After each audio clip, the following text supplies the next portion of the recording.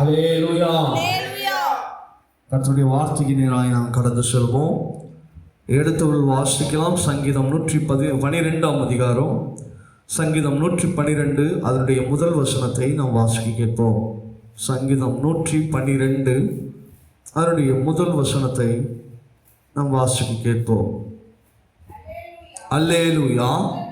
கர்த்தருக்கு பயந்து அவருடைய கட்டளைகளில் மிகவும் பிரியமாயிருக்கிற மனுஷன் பாக்கியவான். ஹல்லேலூயா, ஹல்லேலூயா. இந்த மாதத்தில் ஆண்டவர் நம்மோடு பேசுகிறதான காரியம், எனக்கு அருமையான தேவ பிள்ளைகளே, கர்த்தருக்கு பயந்து அவருடைய கட்டளைகளில் மிகவும் பிரியமாயிருக்கிற மனுஷன் பாக்கியவான். நம்ம எப்பொழுதும் இந்த ஆராதனையை ஒரு வாக்குத்தத்த ஆராதனைன்னு சொல்ல மாட்டோம் இல்லையா? நாம் இதை சொல்லுகிறது ஒரு நன்றி செலுத்துதல் ஆராதனைன்னு தான் நம்ம சொல்லுகிறோம். இது ஒரு வாக்குத்தத்த ஆராதனையாக, இல்லை ஒரு பாரம்பரியமாக இதை நாம் நடத்தலை. இது ஆண்டவருக்கு ஒரு நன்றி செலுத்துதலாக இதை நாம் கடைபிடித்து கொண்டிருக்கிறோம். ஆண்டவர் இந்த நாளில் கூட நம்மோடு இடைபடுகிறதான காரியம், கர்த்தருக்கு பயந்து அவருடைய கட்டளைகளில் மிகவும் பிரியமாக இருக்கிற மனுஷன் பாக்கியவான். நம்ம எல்லாருமே நினைக்கிற காரியங்கள், நாம் எல்லாருமே ஆசைப்படுகிறதான காரியங்கள், நான் பாக்கியவானா மாறணும், நான் ஆசீர்வதிக்கப்படணும், கர்த்தருக்குள் நான் பிரியமாக வாழணும் அப்படின்னு நினைக்கிறோமே தவிர, ஆண்டவர் நமக்காக சொல்லப்படுகிறதான ஒரு சில காரியங்களை நாம் செய்யும் பொழுதுதான் அதிலே நமக்கு ஒரு விடுதலை, ஒரு சமாதானம், ஒரு ஆசீர்வாதம் அப்படிங்கிறதுல அநேக விஷயங்களில் நாம் இழந்து போகிறோம், தெரியாமல் போகிறோம், மறைக்கப்பட்டும் இருக்கிறோம். இந்த நாளில் ஆண்டவர் நம்மோடு இடைபடுகிறதான, பேசப்படுகிறதான, அவர் சொல்லப்படுகிறதான வார்த்தை என்னவென்று சொன்னால், கர்த்தருக்கு பயந்து அவருடைய கட்டளைகளில் மிகவும் பிரியமாயிருக்கிற மனுஷன் பாக்கியவான். இந்த மாதம் ஆண்டவர் நம்மோடு சொல்லப்படுகிறதான காரியம், இதை கேட்டுக்கொண்டிருக்கிறேன் தேவ ஜனங்களே, உங்க வாழ்க்கையில ஒரு ஆசீர்வாதமான காரியம், ஒரு நன்மையான காரியம், அது என்ன வேணாலும் இருக்கலாம். உங்களுக்குள்ள என்ன வேண்டுதல் வேணாலும் இருக்கலாம், என்ன விருப்பம் வேணாலும் இருக்கலாம். ஆனால் அது உங்க வாழ்க்கையில நீங்க அதை கற்று நிறைவேற்ற வேண்டும் என்று சொன்னால், நீங்கள் செய்ய வேண்டிய காரியம், முதல் காரியம் என்னன்னா, கர்த்தருக்கு பயந்து. கர்த்தருக்கு நாம் பயப்பட வேண்டியது அவசியமாக இருக்கிறது. இன்னைக்கு கிறிஸ்தவர்களுக்கு இல்லாமல் போகிறதான காரியம் கூட சொல்லலாம், இந்த தேவ பயம் என்று. நேற்று கூட ஆண்டவர் நம்மோடு தேவ பக்தியை குறித்து பேசும் பொழுது, இந்த தேவ பக்தி கிறிஸ்தவர்களுக்கு மிகவும் முக்கியமானது ஒன்று. அந்த தேவ பக்தியில முதலாவது காரியம் என்ன? தேவ பயம். இந்த தேவ பயத்தை தான் நான் கடந்த ஒரு சில காலங்களாக யோசித்து பார்க்கிறேன். ஆண்டவர் இந்த தேவ பயத்தை குறித்து அநேக காரியங்களை நம்மோடு பேசிக்கொண்டே இருக்கிறார். நாம தேவ பயத்தில் அதிகமாய் வளர வேண்டும் என்று சொல்லி ஆண்டவர் ஆசைப்படுகிறார். ஹல்லேலூயா. ஏன் ஆண்டவர் மறுபடியும் தேவ பயத்தை குறித்தே, இல்லை நம்ம பைபிள் ஸ்டடியில் கூட விசுவாசத்தை குறித்து பார்க்கும்போது கூட ஆண்டவர் இந்த தேவ பயத்தை குறித்து அநேக நேரங்களில் நம்மோடு இடைபடுகிறார், பேசுகிறார். மற்ற காரியங்களிலும், உபவாச நாட்களிலும் இந்த தேவ பயத்தை குறித்து பேசுகிறார். ஞாயிறு ஆராதனையிலும் இதே தான் பேசுகிறார். மாத தொடக்கத்தில் இதை தான் பேசுகிறார். மாத கடைசியில் முடியும் போதும் இதே தான் பேசுகிறார் என்று சொன்னால், ஆண்டவர் ஒன்றே நன்றாக நமக்கு சொல்ல விரும்புகிறதான காரியம், நாம இந்த சபை, நம்முடைய வாழ்க்கை, நம்முடைய குடும்பம் எல்லாமே எதுவாக காணப்பட வேண்டும் என்று சொன்னால், தேவ பயத்தினால் காணப்பட வேண்டியது அவசியமாக இருக்கிறது. ஹல்லேலூயா. நீங்க தேவ பயத்துல எவ்வளவுக்கு அவ்வளவா உங்களை வளர்த்தி கொள்ளுகிறீங்களோ, அந்த தேவ பயம் உங்களை என்ன பண்ணும் சொன்னா, ஆண்டவருடைய வார்த்தைகளுக்கு, ஆண்டவருடைய கட்டளைகளுக்கு உங்களை கீழ்ப்படிய செய்யும் இல்லையா? இன்னைக்கு காலையில எத்தனையோ பேருக்கு எவ்வளோ வேலைகள் இருக்கு, ஆனாலும் இன்னைக்கு 5 மணிக்கு நம்ம ஏன் ஓடி வந்திருக்கிறோம்? ஏதோ பாஸ்டர் நான் சொல்லிட்டேன் அப்படின்னு சொல்லி வந்திருக்கிறீங்களா? நமக்கு தேவ பயம் இருக்கிறதுனால தான் இங்கே நம்ம வந்திருக்கிறோம். ஹல்லேலூயா, ஹல்லேலூயா. தேவன், ஆண்டவர் நமக்கு இதை செய்திருக்கிறார். இந்த 8 மாதம் நம்மை பாதுகாத்திருக்கிறார் இல்லையா? நம்மை நடத்திருக்கிறார். இந்த 9வது மாதத்தில் நம்ம ஆண்டவரை தேடி வந்துருக்கிறோம். இன்னைக்கு அநேக சபைகளில் இந்த காரியம் சொல்லுகிறதான காரியம், நாம தேவ பயத்தோடு ஆண்டவரை தேட வேண்டியது அவசியம் இல்லைன்னு சொல்லி பேசுகிற காரியங்களை நான் கேட்டுக்கொண்டிருக்கிறேன். இன்னைக்கு தேவ பயம் நமக்குள்ள இல்லை அப்படின்னு சொன்னா நாம வழி விலகி செல்லுகிறவர்களாய் காணப்படுகிறோம். தேவ பயம் இல்லாமல் போச்சு அப்படின்னு சொன்னா முதலாவது நம்முடைய வாழ்க்கையில நடக்கிறதான காரியம் என்னன்னு சொன்னா பாவம் என்ற ஒரு காரியம் தான் மேற்கொள்ளப்படும். ஹல்லேலூயா. இது குறித்து அநேக வசனங்கள், அநேக நாட்கள் இதை பேசியிருக்கிறேன். வேதத்தில் நீங்கள் வாசிக்கும் பொழுதெல்லாம் யார் யாரெல்லாம் பாவம் செய்கிறான் பாருங்க, அந்த இடத்துல அவனுக்குள்ள தேவ பயம் இருக்கவே இருக்கு. உங்களுக்குள்ளேயும் சரி எனக்குள்ளேயும் சரி உங்களை ஆராய்ந்து பாருங்க. தேவ பயம் இருக்குமானால் ஆண்டவருக்கு விரோதமாய் நான் பாவம் செய்வேனா, மீறுதல்களை செய்வேனா, ஆண்டவருக்கு விரோதமான செயல்களை நம்மளால செய்ய முடியுமா? ஒரே எடுத்துக்காட்டு தான் யோசேப்பு. அவன் சொல்லுகிறதான காரியம், என் கர்த்தருக்கு முன்பாக நான் பாவம் செய்வது எப்படி அப்படின்னு சொல்றான். இப்போ ஆண்டவர் என் நேரமும் என்னை பார்த்து கொண்டிருக்கிறார். என் தேவ பயம், நான் ஆண்டவருக்கு முன்பாக நான் பாவம் செய்யக்கூடாது, அக்கிரமம் செய்யக்கூடாது, மீறுதல் செய்யக்கூடாது. எனக்காக ஆண்டவர் நியமித்திருக்கிற காரியத்தில் நான் என்ன பண்ணணும், சரியாய் ஓடணும் அப்படின்றதுல அவன் சரியா இருந்தான் இல்லையா? அவனை குழியில் போட்டாங்க, அவனை குற்றம் சுமத்தினாங்க, ஜெயிலில் போட்டாங்க, கொலை செய்ய வகை தேடினாங்க. ஆனால் கடைசியாக அவனை முத்திரம் மோதிரமாய் கர்த்தர் நிலை நிறுத்தினார். ஹல்லேலூயா, ஹல்லேலூயா. அதை கேட்டுக்கொண்டிருக்கிற தேவ ஜனங்களே, நம்முடைய வாழ்க்கையில் இன்னைக்கு நம்ம சூழ்நிலைகள் நம்ம அடிமைத்தனத்தின் காரியங்கள் கூட இருக்கலாம். ஒருவேளை ஒண்ணுமில்லாத சூழ்நிலை மாதிரி நம்முடைய வாழ்க்கையில இருக்கலாம். எல்லாவற்றையும் இழந்தது போல இருக்கலாம். யோசேப்பை போல குழியில நம்மளை தள்ளி விடுகிறது போல இருக்கலாம். சொந்த பந்தங்கள், உற்றார் உறவினர்கள், தகப்பன் தாய் நம்மை ஒதுக்குறது போல இருக்கலாம். நம்மை நேசிக்க ஒருவரும் இல்லை என்று சொல்லி கால சூழ்நிலைகள் வரலாம். ஆனால் ஒரு நாள் யாரை நம்மை துரத்தினார்களோ, யாரை நம்மை வெறுத்தார்களோ, யார் நம்மை அசட்டை பண்ணினார்களோ, யார் நம்மை வேண்டாம் என்று சொன்னார்களோ, அவர்கள் மத்தியில் நம்முடைய தலைகளை ஆண்டவர் உயர்த்துவார். ஹல்லேலூயா, ஹல்லேலூயா. அதுதான் சொல்லுது, கர்த்தருக்கு பயந்து அவருடைய கட்டளைகளில் மிகவும் பிரியமாயிருக்கிற, அவருடைய வார்த்தைக்கு அதிகமாய் முக்கியத்துவம் கொடுக்கிற மனுஷன் பாக்கியம். இனி சபைகளில் ஆராதிக்கிறோம், நல்லது. ஆனால் ஆண்டுடைய வார்த்தைக்கு நாம் அதிக முக்கியத்துவத்தை கொடுக்கணும். ஆராதனைக்கு எவ்வளோ முக்கியத்துவத்தை கொடுக்கிறோமோ, பாடல்களுக்கு எவ்வளோ முக்கியத்துவத்தை கொடுக்கிறோம், அதை விட பல மடங்கு ஆண்டவருடைய வார்த்தைகளுக்கு, ஆண்டவருடைய வசனங்களுக்கு நாம் என்ன பண்ணணும், முக்கியத்துவத்தை கொடுக்கணும். ஏன்னா ஆண்டவருடைய வசனம் தான் நாம் எப்படி நடந்து கொள்ளணும், எப்படி பேசணும், எப்படி அடுத்தவங்க கிட்ட நடந்துக்கணும், இந்த உலகத்தில் நாம் எப்படி பாவம் இல்லாமல் நடக்கணும், எப்படி ஆண்டவருக்காக பிரியமாய் நடக்கணும், நாம் பரலோகத்துக்கு எப்படி போகணும் என்ற வரைக்கும் எல்லாமே ஆண்டவருடைய வசனத்தினால, வார்த்தையினால என்ன பண்ணிருக்கு, சொல்லப்பட்டு இருக்கிறது. அந்த வார்த்தைகளையும் வசனங்களையும் அந்த கட்டளைகளையும் நம்ம என்ன பண்ணணும், மிகவும் பிரியமா இருக்கிற மனுஷன் பாக்கியவான். ஹல்லேலூயா, ஹல்லேலூயா. அதான் சங்கீதம் 1ஆம் அதிகாரம் கூட வாசிக்கிறோம் இல்லையா?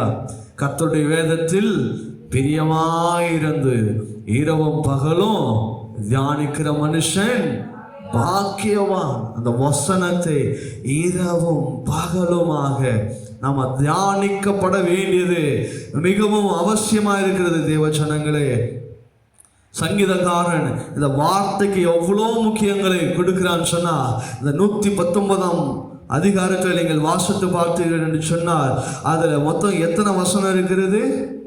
176 வசனம் இல்லையா? 176 வசனத்தில் அதில் 172 173 வசனங்களோ ஆண்டுடைய வசனத்தை குறித்தே பேசியிருக்கும். 2 வசனம் தான் அந்த வார்த்தைகளை குறித்து பேசாமல் இருக்கும். மற்ற எல்லா வசனங்களும் ஆண்டுடைய வார்த்தைகளை குறித்தே சொல்லியிருக்கும். அப்போ அந்த வார்த்தைகளுக்கு எவ்வளவு முக்கியத்துவத்தை இந்த சங்கீதக்காரன் கொடுத்திருக்கிறான் பாருங்க. இந்த 119ஆம் சங்கீதத்தின் 4ஆம் வசனத்தை வாசிக்கிறேன். உமது கட்டளைகளை நாங்கள் கருத்தாய் கை கொள்ளும்படி நீர் என்ன பண்ணி எங்களுக்கு கற்பித்து வசனத்தை கேட்கணுன்றதையே ஆண்டவர் வசனத்தின் மூலமா உங்களுக்கு சொல்லி தராருன்னு சொல்றார். அதனுடைய 16ஆம் வசனம் சொல்லுது, உமது பிரமாணங்களில் மனமகிழ்ச்சியா இருக்கிறேன், உமது வசனத்தை நான் என்ன பண்ணல மறவே. அப்போ வசனம் எவ்வளவு என்னை தேற்றுகிறதா இருக்கிறது, என்னை ஆற்றுகிறதா இருக்கிறது. 63ஆம் வசனம் சொல்லுது, உமக்கு பயந்து உமது கட்டளைகளை கை கொள்ளுகிற அனைவருக்கும் நான் யாரு தோழன் அப்படின்னு சொன்னா ஃப்ரெண்டு.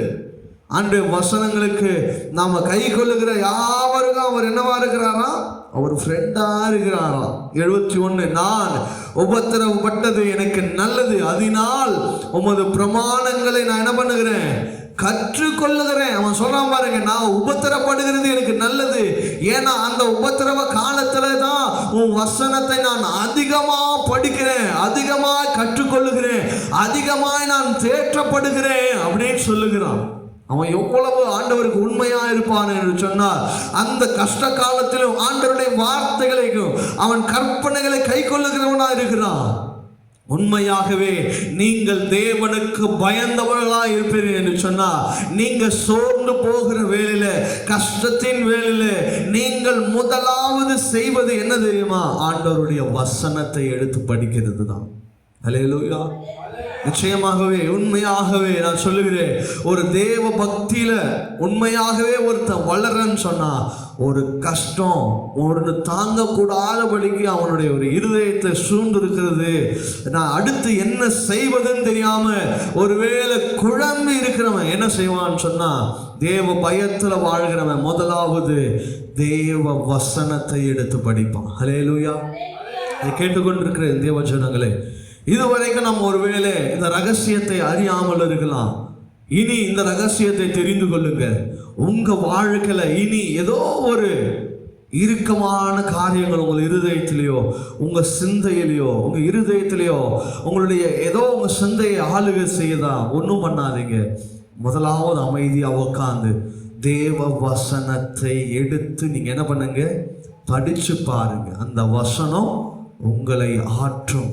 ஏன்னா இந்த வசனம் உயிர் உள்ளது என்பதை நாம் விசுவாசிக்கிறோம். ஹல்லேலூயா, ஹல்லேலூயா. 72ஆம் வசனம் சொல்றது, அநேகம் ஆயிரம் பொன் வெள்ளியை பார்க்கிலும் நீர் விளம்பின வேதமே எனக்கு நலம். பாருங்க, எனக்கு பொண்ணோ வெளியோ எனக்கு எதுவுமே வேண்டாம், அதை காட்டிலும் உங்களுடைய வசனம் எவ்வளவு முக்கியம் என்று. அதனாலதான் தன் வசனங்களை, வார்த்தைகளை பயந்து அதன்படி நடக்கிற மனுஷன் பாக்கியவான்னு சொல்லுகிறார். உமக்கு பயந்து உமது சாட்சிகளை அறிந்தவர்களில் என் அண்டைக்கு திரும்புவார்கள் சொன்ன வசனம் சொல்லுது. வசனத்தை தெரிந்தவர்கள், வசனத்தை படிக்கிறவர்கள், வசனத்தின்படி நடக்கிறவர்கள், எவ்வளவு தூரம் நீ ஆண்டவர் விட்டு தூரம் போனாலும் அந்த வசனம் உங்களை மறுபடியும் எங்க கொண்டு வரும் சொன்னா, இயேசுவின்டையே உன்னை கொண்டு வரும். வார்த்தை உனக்குள்ள இருக்குமானால், வசனம் உங்களுக்குள்ள இருக்குமானால், உங்களுக்குள்ள அந்த வார்த்தை கிரியை செய்யுமானால், நீங்க எவ்வளவு தூரம் ஆண்டவர் விட்டு தூரம் போனாலும் சரி, அந்த வசனம் வார்த்தை உங்களோடு பேசி மறுபடியுமாய் உங்களிடத்துல ஆண்டவரிடத்துல கொண்டு வரும். ஹல்லேலூயா, ஹல்லேலூயா. நான் வெட்கப்பட்டு போகாதபடிக்கு என் இருதயம் உமது பிரமாணங்களில் உத்தமமாயிருக்க கடவுது என்று சொல்லலாம். பாருங்க, நம்முடைய வாழ்க்கையில் அநேக நேரத்தில் மனுஷன் முன்னாடி வெட்கப்படுறோம். என்ன காரணம் தெரியுமா? தேவ வசனங்களை நம்ம உள்வாங்காததுனால்தான், வசனத்தின்படி நடக்காததுனால்தான், வசனத்தின்படி நம்ம வாழாததுனாலதான் அநேக மனுஷனுக்கு முன்பாக நாம வெட்கப்படுகிறோம். அதை இங்க சங்கீதக்காரன் சொல்லுகிறான், நான் வெட்கப்பட்டு போகாதபடிக்கு உம் பிரமாணங்களின் என் இருதயம் பிரியாமல் இருப்பதாக சொல்றான். அப்போ எல்லா நேரங்களிலும் நம்முடைய இருதயங்களில் ஆண்டவருடைய வார்த்தைகளை நாம் வைத்து வைத்து ஜெபிக்கும் பொழுது, துதிக்கும் போது, அவருடைய வசனத்தை எல்லா நேரங்களிலும் நாம கையாளும் பொழுது, நிச்சயமாகவே நம்முடைய வாழ்க்கையில நாம வெட்கப்பட்டு போகவே முடியாது. முடியாது. ஹல்லேலூயா. உங்க சுய புத்தியின் மேல நீங்க சார்ந்துட்டீங்கன்னா, உங்க சுய பலத்தின் மீது சார்ந்துட்டீங்கன்னா, உங்க சுய மனுஷன் மீது நீங்க சார்ந்துட்டீங்கன்னா, சுய மனுஷன் சொல்லுகிற யோசனைகளுக்கு நீங்கள் கீழ்ப்படிந்தீங்கன்னா அது உங்களுக்கு வெட்கத்தை உண்டாக்கும். ஆனால் அதற்கு மாறாக என் ஆண்டவருடைய சத்தத்திற்கோ இல்ல என் ஆண்டவருடைய வார்த்தைகளுக்கோ நீங்கள் செவி கொடுப்பீர்கள் என்று சொன்னால் ஒரு பொழுதும் ஒரு நாளும் ஆணித்தரமாக என்னால சொல்ல முடியும், ஆண்டவருடைய வசனமோ இல்ல ஆண்டவருடைய கட்டளையோ இல்ல ஆண்டவருடைய கற்பனையோ ஒரு பொழுதும் உங்களை வெட்கத்தின் பாதையில கொண்டு போகாது. ஹல்லேலூயா. யாராலையும் சொல்ல முடியாது. ஆண்டவருடைய வார்த்தையை நான் நடந்தப்பா, ஆண்டவருடைய வார்த்தையை கீழ்ப்படிந்து நடந்தேன், இந்த மனுஷன் முன்னாடி நான் வெட்கப்பட்டு போயிட்டேன்னு சொல்லவே முடியாது. ஹல்லேலூயா. ஹல்லேலூயா. எலியாவோட வாழ்க்கையில ஆண்டவரே நான் வாழ்ந்த வாழ்க்கை போதும், இனி நான் உயிரோடு வாழ்கிறது ஆண்டவரே பிரயோஜனம் அற்றதுன்னு சொல்லி போய் சூரஜ் செடியின் அடியில போய் என்ன பண்ணான், படுத்துட்டான். தன் வாழ்க்கையின் சோர்வுகளில் அவன் கஷ்டத்தை பார்த்துட்டு, ஆனால் அவனை மறுபடியுமாய் அவனை ஊழியத்தின் பாதையில் கொண்டு வந்தது என்ன தெரியுமா? தேவனுடைய வார்த்தை. ஆண்டவர் சொன்னார், எலியா நீ போக வேண்டிய தூரம் இன்னும் வெகு தூரம், நீ இதுக்கே சோர்ந்து போனா எப்படி? உன்னை கொண்டு நான் வைத்திருக்கிற திட்டம் பெரியது. ஹல்லேலூயா. ஹல்லேலூயா. ஆண்டவருடைய வசனம் உங்களுக்குள்ள இருக்குமானா ஆண்டவர் அடுத்தபடியா அவங்களோடு பேசுவார். வார்த்தையின் மூலமாய் பேசுவார், வசனத்தின் மூலமாய் பேசுவார். அந்த வார்த்தைகளை, அவருடைய பிரமாணங்களை அவருக்கு பயந்து நீங்கள் கடைபிடிக்க வேண்டியது மிகவும் அவசியமாக இருக்கிறது தேவ பிள்ளைகளே. அதனுடைய 119ஆம் சங்கீதத்தில் வசனம் இப்படியாய் சொல்லுகிறது, உமது வேதம் என் மன மகிழ்ச்சியாக இருந்தால் என் துக்கத்திலே அழிந்து போயிருப்பேன். நான் ஒருவேளை உங்களுடைய வார்த்தையில உங்களுடைய வசனத்துல நான் சந்தோஷம் இல்லாம போயிருந்தேன்னா என் வாழ்க்கை என்னைக்கோ துக்கத்திலே நான் அழிந்திருப்பேன் என்று சொல்லுகிறான். அப்போ என்ன சொல்ல வருகிறான்? அவருடைய வசனம் என்னை ஜீவனோடு வைத்திருக்கிறது. ஹல்லேலூயா. வசனத்தின்படி நடந்தீங்கன்னா, வசனத்தின்படி வாழ்ந்தீங்கன்னா உங்களுக்கு ஆயுஷின் வருஷங்களை கர்த்தர் உயர்த்துகிறவராய் இருக்கிறார். ஹல்லேலூயா. உம்முடைய கட்டளைகளை நான் கை கொண்டிருக்கிறபடியா முதியோர்களை பார்க்கலாம் நான் ஞானவானாக இருக்கிறேன் என்று சொல்லுகிறார். நீங்க எவ்வளோ படிப்பு, எத்தனையோ டிகிரி, எந்த காலேஜ் வேணாலும் போய் படிக்கலாம். ஆண்டோடைய வார்த்தை, ஆண்டோடைய கட்டளை, ஆண்டோடைய கற்பனை உங்களுக்குள்ள இருக்குமானால் நீங்களே ஞானவானாக இருப்பீர்கள். ஹல்லேலூயா. இயேசு கிறிஸ்து சிறு வயதுல அந்த தேவாலயத்துக்கு போகும்போது அவர் பேசுகிறது போல ஒருவரும் பேச முடியல. அவர் கேட்கிற கேள்விக்கு ஒருத்தராலும் பதில் சொல்ல முடியல. ஏன்னா அவருக்குள் அந்த வார்த்தை இருந்தது, அந்த கட்டளை இருந்தது. நமக்குள்ளும் நம்முடைய வார்த்தைகளுக்குள்ளும் நம்முடைய வாய்கள வீணான வார்த்தைகள் வருகிறதா? ஏன்னு சொன்னா இந்த வார்த்தைகள் நமக்குள்ள காணப்படாததுனால தான், ஆண்டவருடைய கட்டளைகள் நமக்குள்ள இல்லாததுனால தான். இந்த 101ஆம் வசனம் சொல்லுகிறது, உம்முடைய வசனத்தை நான் காத்து நடக்கும்படி சகல பொல்லாத வழிகளுக்கும் என் கால்களை விளக்குகிறேன். வசனம் உனக்குள்ள இருக்குமானா நீங்க பொல்லாத வழியை தேடி போகவே மாட்டீங்க. நீங்க பொல்லாத வழிகளிலே நாம போய் சிக்குண்டு போய் ஆண்டவர் சமூகத்தில் ஆண்டவரே நான் மாட்டிக்கிட்டோம்பா, எனக்கு ஏன் ஆண்டவரே எனக்கு மட்டும் அப்படின்னு சொல்லி நம்ம கலங்கி கொண்டிருக்கிறோம். ஏன் தெரியுமா? அவருடைய கட்டளைகளை கற்பனைகளை கை கொள்ளாததுனால்தான், ஆண்டவர் சொல்லுகிற வார்த்தைகளை நீங்கள் ஜாக்கிரதையாக எடுத்துக்கொள்ளாததுனால்தான் இன்னைக்கு பிரச்சனையில போய் நாம மாட்டிக்கொள்ளுகிறோம். நாம போய் பிரச்சனையில மாட்டிக்கொண்டு ஆண்டவரே ஏன்பா என்னை கைவிட்டீங்கன்னு சொல்லுகிறாங்க. ஆண்டவர் ஒரே வார்த்தை சொல்வார், என் பிரமாணத்தை நீ கை கொண்டியா, என் வார்த்தைகளை நீ கை கொண்டியா, தேவ பயத்தோடு என் வார்த்தைகளை கை கொண்டியா. தேவ பயம் மாத்திரம் கிடையாதுங்க, ஆண்டுடைய வார்த்தை அதோடு நீங்கள் கற்பனைகளை கட்டளைகளை நீங்கள் பின்பற்றுகிறவர்களாக இருக்கணும். ஹல்லேலூயா. உமது கட்டளைகளால் உணர்வடைந்தேன், ஆதலால் எல்லா பொய் வழிகளையும் நான் வெறுக்கிறேன் என்று சொல்லுகிறான். உலகத்தில் காணப்படுகிற எல்லாமே மாயையான காரியங்கள். நீங்கள் ஆண்டவருடைய வசனத்தை அவருடைய வார்த்தைக்கு பயந்து அவருடைய கட்டளைகளை நீங்கள் பின்பற்றுவீர்கள் என்று சொன்னால் நிச்சயமாகவே எல்லா பொய் வழிகளுக்கும் நீங்கள் விலக்கி உங்களை காத்துக்கொள்ள முடியும். ஹல்லேலூயா, ஹல்லேலூயா. அதுதான் 128ஆம் சங்கீதம் முதல் வசனத்தை அவன் சொல்லுகிறார். கர்த்தருக்கு பயந்து அவர் வழிகளில் நடக்கிறவன் எவனோ அவன் பாக்கியவான் என்று சொல்லுது.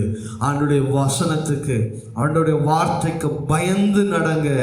அந்த வசனத்தின்படி நீங்கள் நடக்கும் பொழுது நீங்கள் பாக்கியவானாய் பாக்கியவதிகளாக வாழ முடியும் என்பதை நீங்கள் நன்றாய் அறிந்து கொள்ள முடியும். இதே 111ஆம் சங்கீதம் அதனுடைய 10ஆம் வசனம் இப்படியாய் சொல்லுகிறது. 111ஆம் சங்கீதம் அதனுடைய 10ஆம் வசனத்தை வாசிக்க கேட்போலாமா? 111 அதனுடைய 10ஆம் வசனம். கர்த்தருக்கு பயப்படுதலே ஞானத்தின் ஆரம்பம், அவருடைய கற்பனைகளின்படி செய்கிற யாவருக்கும் நற்புத்தி உண்டு, அவர் புகழ்ச்சி என்றென்றுக்கும் நிற்கும். ஹல்லேலூயா. கர்த்தருக்கு பயந்தாதான் உங்களுக்கு ஞானம் உண்டாகும். இதே தான் இவரும் சொல்லுகிற நீதிமொழிகள் புஸ்தகத்தில். கர்த்தருக்கு நீங்கள் பயந்து இருக்கணும். கர்த்தருக்கு பயந்து நீங்கள் வாழும் பொழுதுதான் அந்த ஞானத்தை நீங்கள் பெற்றுக்கொள்ள முடியும் என்பதை நன்றாய் அறிந்து கொள்ள வேண்டும் தேவஜனமே. இதையே தான் ஏசாயாவும் சொல்லுகிறார். ஏசாயா எழுதின தீர்க்கதரிசன புத்தகம் 50ஆம் அதிகாரம் அதனுடைய 10ஆம் வசனம் இப்படியாய் சொல்லுகிறது. ஏசாயா எழுதின தீர்க்கதரிசன புத்தகம் 50ஆம் அதிகாரம் அதனுடைய 10ஆம் வசனம் இப்படியாய் சொல்லுகிறது. உங்களில் எவன் கர்த்தருக்கு பயந்து அவருடைய தாசனின் சொல்லை கேட்டு தனக்கு வெளிச்சம் இல்லாததினால் இருட்டிலே நடக்கிறானோ அவன் கர்த்தருடைய நாமத்தை நம்பி தன் தேவனை சார்ந்து கொள்ள கடவன். நீ ஆண்டவனை மாத்திரம் சார்ந்து கொள். உன் தனி வழியே, நீ யோசிக்கிற வழியே, நீ செய்கிற எல்லா காரியங்களிலும் நீ சார்ந்து வாழ்வேன் என்று சொன்னால் அந்த வழி உங்களை இருளின் பாதையில தான் கொண்டு போகும். ஆனால் இன்னைக்கு மனம் திரும்பி இன்றைக்கு இந்த 9வது மாதத்தின் முதல் நாள்ல தேவ சமூகத்தில் ஆண்டவரே இந்த 8 மாதம் ஆண்டவரே இம்மட்டும் ஆண்டவரே நான் இருளின் பாதையில நடந்துட்டேன். என் சொந்தக்காரன் சொன்ன பேச்சை கேட்டுட்டேன், என் அம்மா சொன்ன பேச்சை கேட்டுட்டேன், என் அப்பா சொன்ன பேச்சை கேட்டு நடந்துட்டேன், எங்க வீட்டில் இருக்கிறவங்க சொல்ற பேச்சை கேட்டுட்டேன். எந்த பாதையும் என்னை வெளிச்சத்தின் பாதையில கொண்டு போக முடியல. ஆனால் இன்றைக்கு நான் இந்த 1ஆம் தேதி மனம் திரும்ப விரும்புகிறேன், உம்மிடமாய் சார்ந்து கொள்வதற்கு. ஹல்லேலூயா, ஹல்லேலூயா. லூக்கா எழுதின சுவிசேஷ புத்தகம் 1ஆம் அதிகாரம் 50ஆம் வசனம் சொல்லுகிறது. கர்த்தருக்கு பயப்படுதல் தன் தலைமுறைக்கும் ஆசீர்வாதத்தை கொண்டு வரும். நீங்க கர்த்தருக்கு பயப்படுகிறதுனால நீங்க மட்டும் இல்ல, உங்களுக்கு பின் வரும் சந்ததிகள் எல்லாம் ஆசீர்வதிக்கப்படும் என்று சொல்லி ஆண்டவருடைய வசனம் சொல்லுகிறது. தேவ பிள்ளைகளே, உங்கள் நிமித்தமாய் அநேகர் ஆசீர்வதிக்கப்படணுமா? ஆபிரகாம் நிமித்தமாய் ஈசாக்கு ஆசீர்வதிக்கப்பட்டார். ஆபிரகாம் நிமித்தமாக யாக்கோபு ஆசீர்வதிக்கப்பட்டார். ஆபிரகாம் நிமித்தமாக அவருடைய சந்ததிகள் ஆசீர்வதிக்கப்பட்டது. இதே போல இன்றைக்கு ஆண்டவருடைய வார்த்தைகளுக்கு கீழ்ப்படுவீர்கள் என்று சொன்னார், ஆண்டவருடைய வசனங்களுக்கு கீழ்ப்படுவீர்கள் என்று சொன்னால் நீங்கள் மாத்திரமல்ல, உங்களுக்கு பின்வரும் சந்ததியும் ஆசீர்வதிக்கப்படும். ஹல்லேலூயா. 145ஆம் சங்கீதம் 19ஆம் வசனம் இப்படியாய் சொல்லுகிறது. அவர் தமக்கு பயந்தவர்களுடைய விருப்பத்தின்படி செய்து அவர்கள் கூப்பிடுதல்களை கேட்டு அவர்களை ரட்சிக்கிறவராய் இருக்கிறார். ஹல்லேலூயா.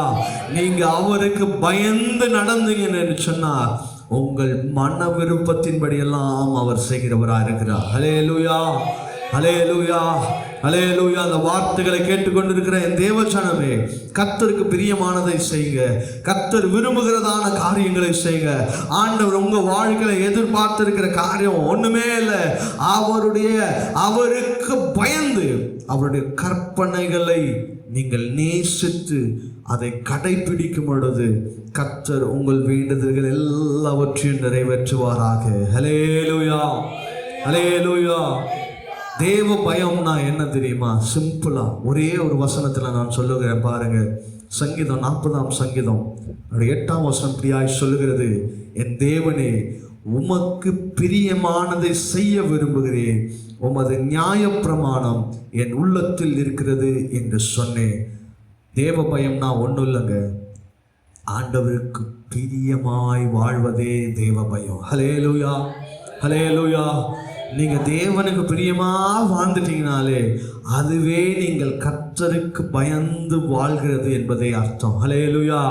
அதைதான் சங்கீதக்காரன் சொல்லுகிறான், கர்த்தருக்கு பிரியமானதை செய்யவே நான் விரும்புகிறேன், அது எனக்கு நலமானது. இந்த காலை வேளையில் கர்த்தர் நம்மோடு இடைப்பட்டிருக்கிற காரியம், இந்த மாதத்தின் முதல் நாளிலே ஆண்டவர் நம்மோடு பேசுகிற காரியம், ஆண்டவருக்கு பிரியமானதை செய்ய நாடுங்க.